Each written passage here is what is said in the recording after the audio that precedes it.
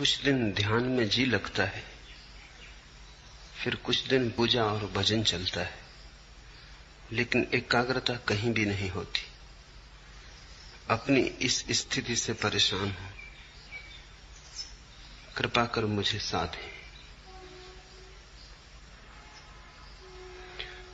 मन का स्वभाव ऐसा, न यहां लगता न वहां लगता। मन का स्वभाव है द्वंद्व।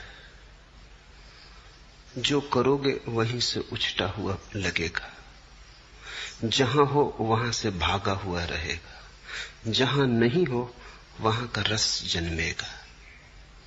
जो मिला व्यर्थ हो जाता, जो नहीं मिला वे दूर के ढोल बड़े सुहावने लगते। मन के स्वभाव को समझो। न तो ध्यान काम आता न भजन काम आता, मन के स्वभाव को समझना काम आता। मन की ये प्रक्रिया है, पद मिल जाए तो असंतुष्ट, पद न मिले तो असंतुष्ट, पद न मिले तो पीड़ा, पद मिल जाए तो व्यर्थता का बोध। गरीब रोता अमीर नहीं, अमीर रोता कि अमीर हो गया, अब क्या करूं। जो भी तुम्हारे पास है वो पास होने के कारण ही दो कौड़ी का हो जाता है, और जो तुमसे बहुत दूर है, दूर होने के कारण ही उसका बुलावा मालूम होता है। मन के इस आधारभूत जाल को समझो, इसे पहचानो। ये ध्यान और भजन का ही सवाल नहीं है।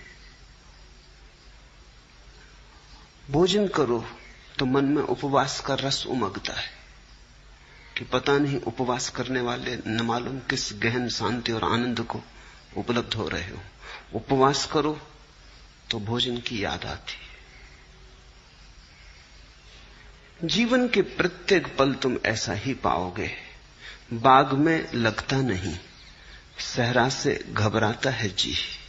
अब कहां ले जाके बैठे ऐसे दीवाने को हम। बगीचे में बिठाओ तो लगता नहीं, मरुस्थल में ले जाओ तो घबराता है। बाग में लगता नहीं, सहरा से घबराता है जी। अब कहां ले जाके बैठे ऐसे दीवाने को हम। मन एक तरह का पागलपन है, एक तरह की विक्षिप्तता है। मन से मुक्त होना ही मुक्ति है, मन के पार होना ही स्वस्थ होना है। तो पहली तो बात, मन के इस स्वभाव को समझने की कोशिश करो। अक्सर लोग समझने की कम कोशिश करते हैं, छुटकारा पाने की ज्यादा कोशिश करते हैं, और छुटकारा बिना समझे कभी नहीं है। तो तुम्हारी आकांक्षा यह होती कैसे झंझट मिटे, लेकिन बिना समझे झंझट मिटी ही नहीं। ना समझी में झंझट है, तो तुम चाहते हो कैसे इस मन से छुटकारा हो, लेकिन पहले इसे पहचानो तो, इससे दोस्ती तो साथ हो, इससे परिचय तो बनाओ, इसके कोने कांतर तो खोजो, दिया तो जलाओ कि इसके सारे स्वभाव को तुम ठीक से देख लो। उस देखने में, उस दर्शन में, उस साक्षी भाव में ही तुम पाओगे विजय की यात्रा पूरी होने लगी। जिस दिन कोई मन को पूरा समझ लेता, उसी दिन मन विसर्जित हो जाता। जैसे सूरज के उगने पर ओसकण तिरोहित हो जाते, ऐसे ही बोध के जगने पर मन तिरोहित हो जाता। जैसे दिए के जलने पर अंधेरा नहीं पाया जाता, ऐसे समझ के, प्रज्ञा के दिए के जलने पर मन नहीं पाया जाता। तो मन से लड़ो मत। पहली बात, लड़ने का अर्थ ही ना समझिए। लड़के कभी कोई जीता?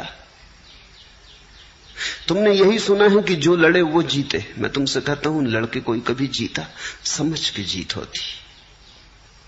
लड़ने वाले तो ना समझे। लड़ोगे किससे? छायाओं से लड़ रहे हो। जैसे कोई अपनी छाया से लड़ने लगे, खींच ले तलवार, करने का लगे हमला। परिणाम क्या होगा? छाया कटेगी।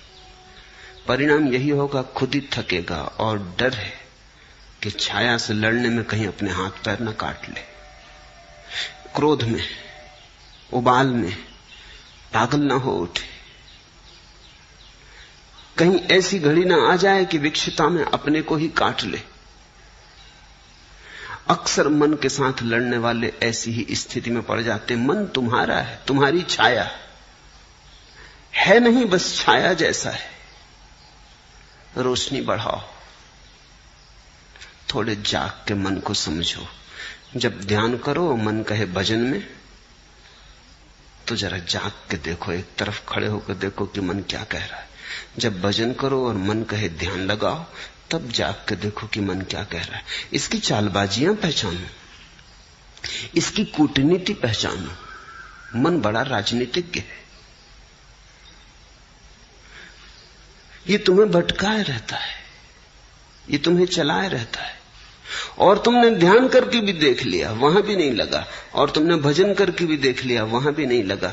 तो अब ये तो समझो कि मन कहीं लगेगा ही नहीं। मन का लगना धर्म नहीं, ना लगना मन की आदत है। कहीं लगता नहीं, जो नहीं लगता वही मन है।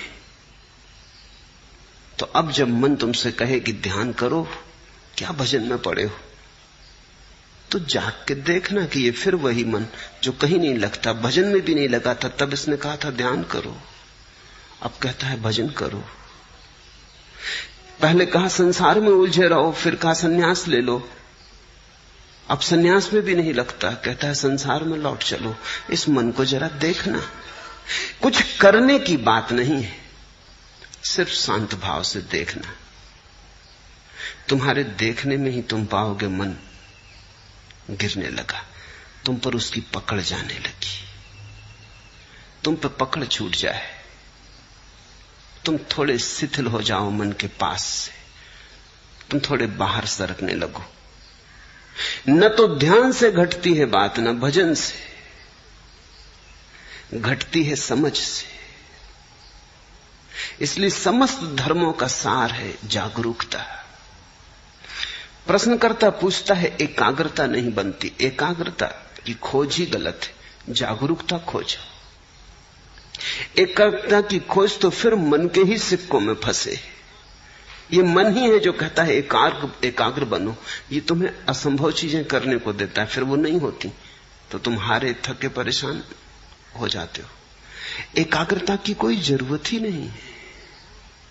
थोड़ा जीवन की गणित की व्यवस्था के सूत्र समझने चाहिए। पहला सूत्र, जब भी मन नहीं होता तब तुम एकाग्र होते हो। कभी अपने काम में पूरे संलग्न, चाहे बुहारी लगा रहे हो घर में, लेकिन पूरे संलग्न, अचानक तुम पाते हो मन नहीं है। संगीत सुनते संलग्न, मन नहीं है। चित्र बनाते, किसी भी घड़ी जब तुम पाते हो कि मन नहीं है, तुम ही हो, तो एकाग्रता अपने आप घटती है। एकाग्रता घटाई नहीं जा सकती। एकाग्रता मन की तन्मयता का परिणाम है। जब मन डूबा होता है तब तुम एकाग्र होते हो, जब मन उभर आता है तब तुम अनेकाग्र हो जाते हो। मन तुम्हें अनेक में बांट देता है, खंड खंड कर देता है। अब तुम चेष्टा कर रहे हो एकाग्र होने की। एकाग्र होने की चेष्टा और झंझट लाएगी, क्योंकि करोगे किससे चेष्टा तुम एकाग्र होने की? मन से ही करोगे। सब चेष्टा मात्र मन से होती। अब तुम एक ऐसे काम में लगे हो जैसे कोई आदमी अपने जूते के बंद खींच खींच के खुद को उठाने की कोशिश करे। खुद को कैसे उठाओगे जूते के बंद खींच के? थोड़े बहुत उछल कूद लो, फिर बार बार जमीन पर पड़ जाओगे। ये असंभव चेष्टा है। मन कभी एकाग्र नहीं होता। जब एकाग्रता होती तो मन नहीं होता। तो तुम मन के द्वारा एकाग्र होने की चेष्टा ही छोड़ो। तुम तो छोटे छोटे कामों में रस लो। रस का परिणाम है एकाग्रता। बुहारी लगाओ तो ऐसे लगाओ जैसे भगवान के मंदिर में लगा रहे हो, चाहे घर तुम्हारा ही हो, है तो भगवान का ही मंदिर। भोजन करो तो ऐसे ही करो जैसे भगवान को ही भोग लगा रहे हो। भोजन तो तुम ही कर रहे हो, लेकिन अंततः तो भगवान को ही लग रहा भोज। वही तो तुम्हारे भीतर आके भूख बना। उसी ने तो तुम्हारी भूख जगाई, वही तो तुम्हारे भीतर भूखा है, उसके लिए ही तो तुम भोजन दे रहे हो। रस जगाओ, एकाग्रता की बात मत उठाओ। रस का सहज परिणाम एकाग्रता है। जो करते हो उसे रसपूर्ण ढंग से करो, उसमें डुबकी लो। छोटे और बड़े काम नहीं है दुनिया में, जिस काम में तुम डुबकी ले लो वही बड़ा हो जाता है। बुहारी लगाने में डूब जाओ, वही बड़ा हो जाता है। कबीर कहते हैं, खाऊं पियूं सो सेवा, उठूं बैठूं सो परिक्रमा। मेरा उठना ही बैठना उस परमात्मा की परिक्रमा है, और जो मैं खाता पीता हूं यही उसकी सेवा है। रस, मेरे देखे अधिक लोगों के जीवन का कष्ट यही है कि वो जीवन में कहीं भी रस नहीं ले रहे। जो भी कर रहे हैं बेमन से कर रहे हैं क्योंकि करना है, खींच रहे हैं। जैसे बैलगाड़ी में जुते बैल, ऐसा जीवन को खींच रहे हैं, नाचते हुए, उमंग से भरे हुए नहीं। अगर तुम कोई ऐसे काम में लगे हो जिसमें तुम रस ले ही नहीं सकते तो बदलो वो काम। कोई काम जीवन से ज्यादा मूल्यवान नहीं। अक्सर ऐसा हुआ है, हो रहा है कि लोग ऐसे काम में उलझे हैं जो उनमें रस नहीं जगाता। किसी को कवि होना था, वो जूते बेच रहा है, बाटा की दुकान पे बैठा है, और जिसको बाटा की दुकान पे बैठ रहा था वो कविता कर रहा है, तो उसकी कविता में जूते की पालिश की गंध आती, आएगी ही। लोग वहां हैं जहां उन्हें नहीं होना था।